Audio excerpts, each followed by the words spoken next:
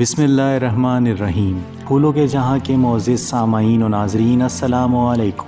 مولانا روم نے لکھا ہے، ایک دفعہ ایک شخص نے اللہ کی عبادت کرنا شروع کر دی اور پروردگار کی عبادت میں اتنا مشغول ہوا کہ دنیا میں سب کچھ چھوڑ چھاڑ کر سب کچھ بھلا دیا اور سچے دل سے اللہ کی رضا میں راضی رہنے کے لیے انسانیت کے راستے پر چل پڑا۔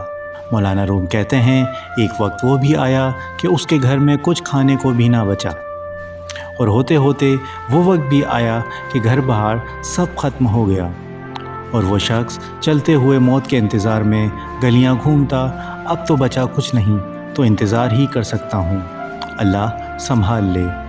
ایک دن بیٹھا ہوا تھا کہ دیکھا کہ اس کے قریب ایک لمبی قطار میں گھوڑے گزرے۔ ان گھوڑوں کی سیٹ سونے اور چاندی سے بنی ہوئی تھی اور ان کی پیٹھوں پر سونے کے کپڑے پہنے ہوئے تھے۔ ان گھوڑوں پر جو لوگ بیٹھے تھے وہ کسی شاہی گھرانے سے کم نہ لگتے تھے۔ ان کے سروں پر سونے کی ٹوپیاں تھیں اور ایسا معلوم ہو رہا تھا کہ کوئی بادشاہ جا رہے ہیں۔ اس شخص کی دریافت کرنے پر اسے بتایا گیا کہ یہ 7 گاؤں میں ایک بادشاہ ہے، یہ سب ان کے غلام ہیں اور وہ بادشاہ کے دربار میں جا رہے ہیں۔ وہ شخص کچھ دیر حیران ہوا کہ یہ حالت غلاموں کی ہے تو بادشاہ کی کیا حالت ہوگی۔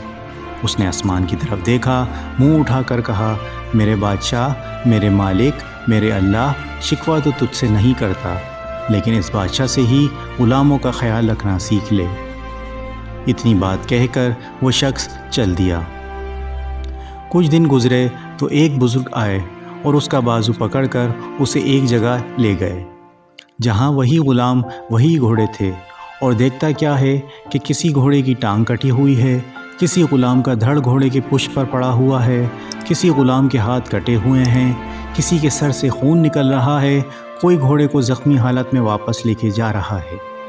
وہ شخص حیران ہوا اور بزرگ سے پوچھا، جناب آپ کون ہیں اور یہ سب کیا ماجرا ہے؟ اس وقت اس بزرگ نے کہا، یہ وہی غلام ہیں جو اس دن سونے میں لپٹے ہوئے تھے اور آج یہ ایک جنگ سے واپس آ رہے ہیں، اس لیے ان کی یہ حالت ہے۔ مجھے خواب میں بس اتنا کہا گیا ہے کہ اسے کہنا کہ بادشاہوں کے لیے قربانیاں دینا بھی ان غلاموں سے سیکھ لے۔ حقیقت میں ہمیں قربانی دینا آیا ہی نہیں، چاہے دین کا معاملہ سیدھا کرنا ہو، رشتہ داروں کا یا دنیا کا۔ جس دن ہم قربانی دینا سیکھ لیں گے، دین کے لیے، اپنوں کے لیے اور دنیا کے لیے، اس پر توکل کرنا سیکھ لیں گے، اس دن شہنشاہ اللہ رب العزت ہمیں ایسی بادشاہت عطا فرمائے گا جو کبھی نہ ختم ہوگی۔ دوستوں، اپنی زندگی کو خوبصورت بنانے کے لیے روز کچھ نہ کچھ اچھا کرتے جائیں۔ ایک دن آئے گا کہ آپ کی زندگی بہت پرسکون ہو جائے گی۔ انشاءاللہ نیکسٹ ویڈیو میں پھر آپ کے سامنے حاضر ہوں گے، تب تک اپنا بہت بہت خیال رکھیے گا۔ اللہ حافظ۔